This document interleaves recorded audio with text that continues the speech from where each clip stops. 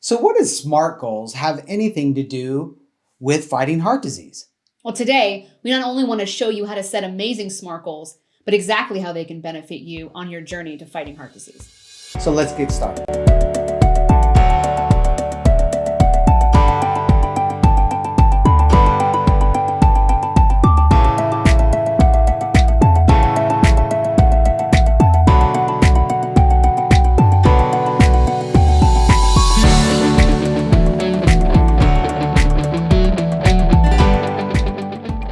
Hi, I'm Javi. And I'm Jessica with Underdog Ninja, where we help you have faith, build character, and take action so that you can live your best life and thrive with heart disease. Here at Underdog Ninja, we are on a mission to fill the gap between patient and doctor, where the real living takes place and the hard work happens. We are devoted to supporting you and come alongside you on your journey to better health. If you're new to our channel, please like, subscribe, hit the bell below so you can get notified when we post new videos. So maybe you've never set goals and you didn't grow up learning about setting goals for your life, and maybe it was all about resolutions. Have you set resolutions before? And it just feels very non-productive, and you just stopped doing that. You stopped thinking about it, or you have no idea how to do it and you want to know how to set goals. And that's something that is on your radar, but you just don't understand how to do it. Maybe you're saying to yourself, making goals, I'm fighting heart disease. I just had a heart attack, or I just got out of the hospital. What do you mean by setting goals? Maybe you're the type of person that in the past has set goals and been successful. But since you've been fighting this disease, life is just different. You're just trying to figure out one day to the next how to feel normal again.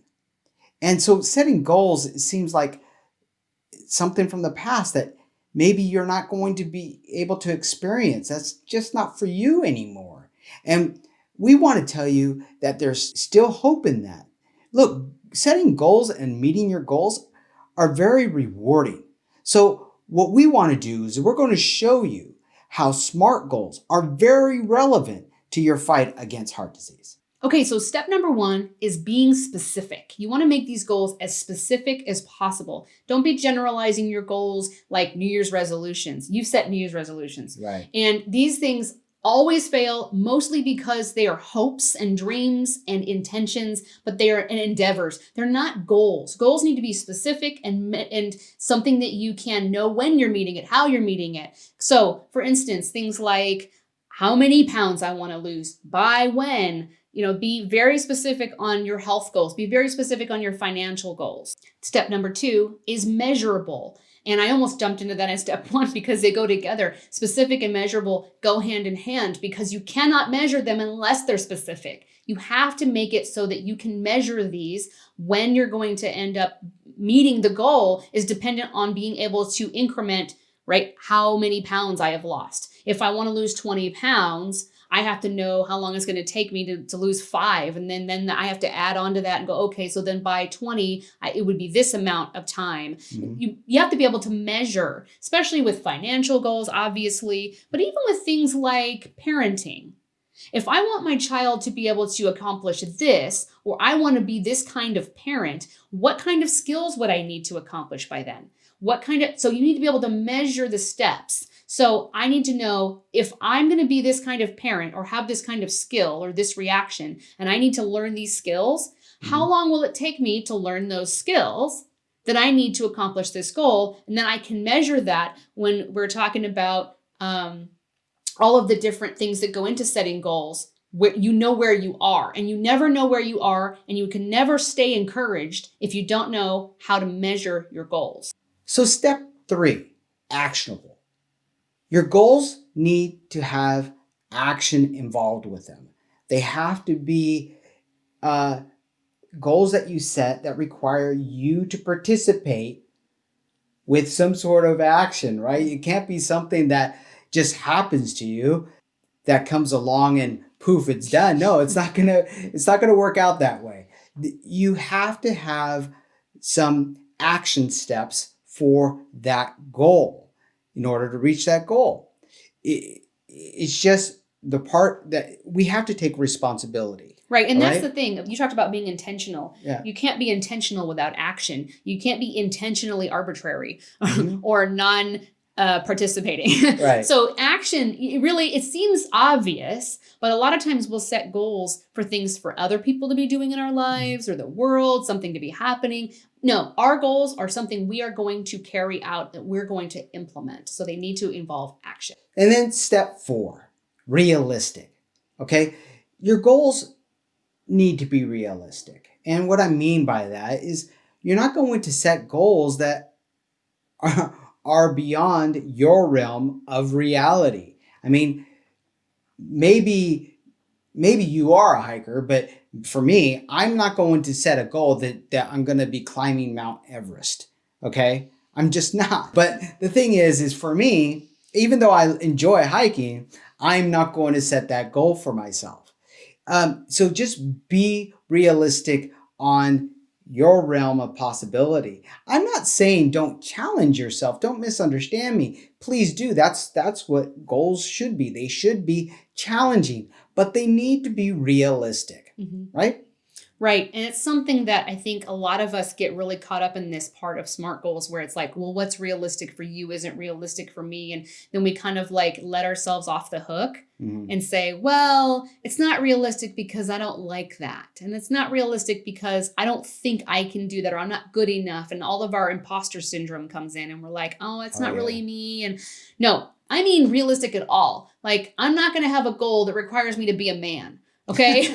I mean, I'm just saying there's no freaking way. So we're talking about set goals that are lofty for you and are something that make you uncomfortable, are outside your comfort zone. We're all about getting outside our comfort zone. So that's something that is required, because otherwise, if it's not really a goal.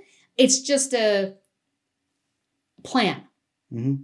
If it's realistic in the way that's not uncomfortable for you, it's really just a plan that you're going to say you're going to do. It's not a goal. Goals are meant to be something that you're striving for, you're reaching for. And so that's what we're talking about when we say it needs to be uncomfortable but realistic, meaning you can do it at all. And so last step 5, timely.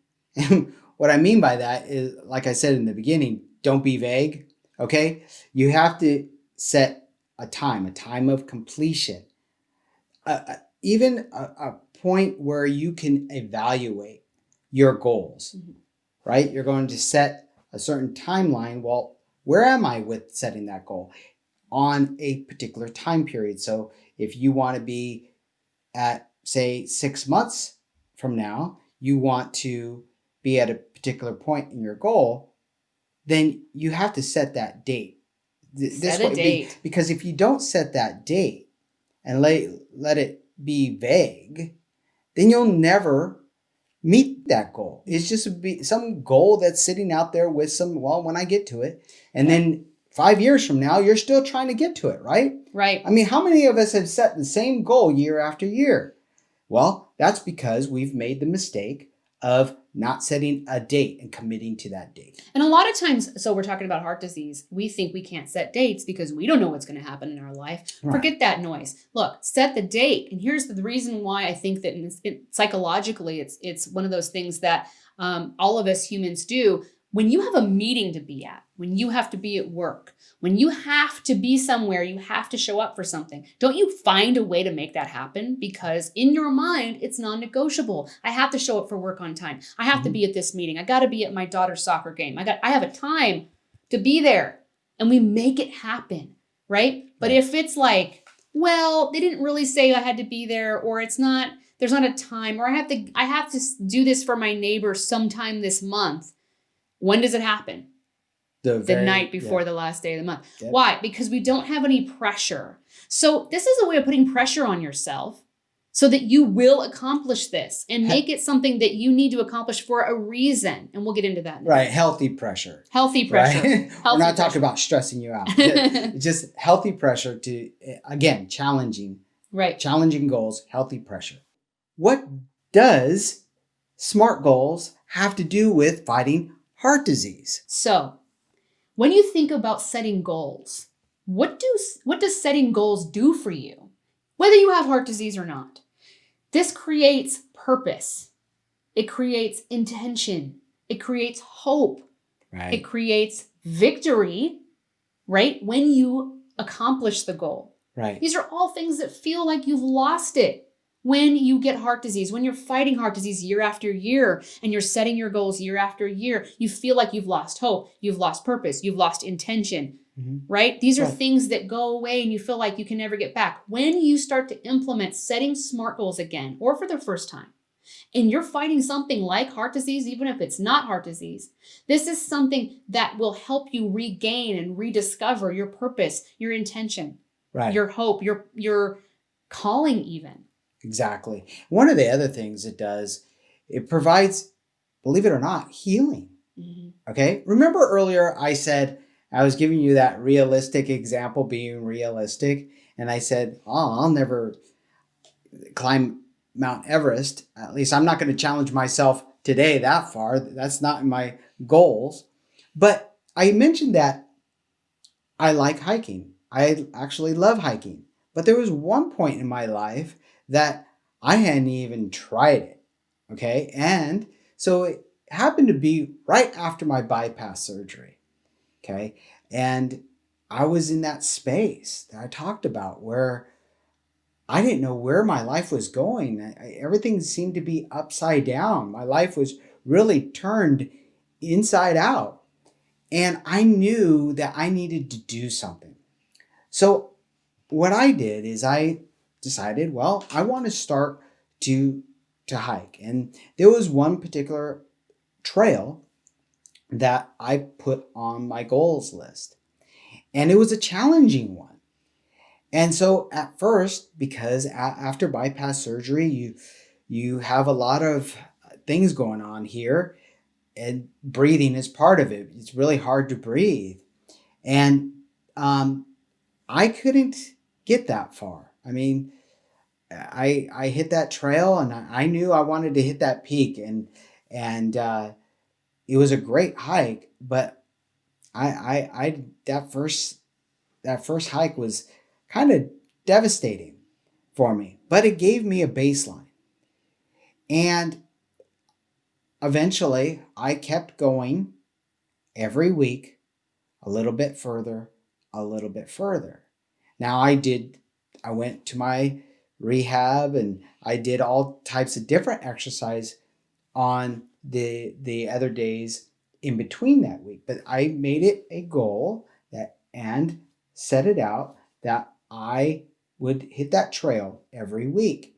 And every week I would go out there, I would go further and further. And there was a point in that hike where I reached this certain elevation, and I thought that was it. I finally got there. And then I got there and I realized, oh my gosh, I still have a ways to go. And it goes so much further.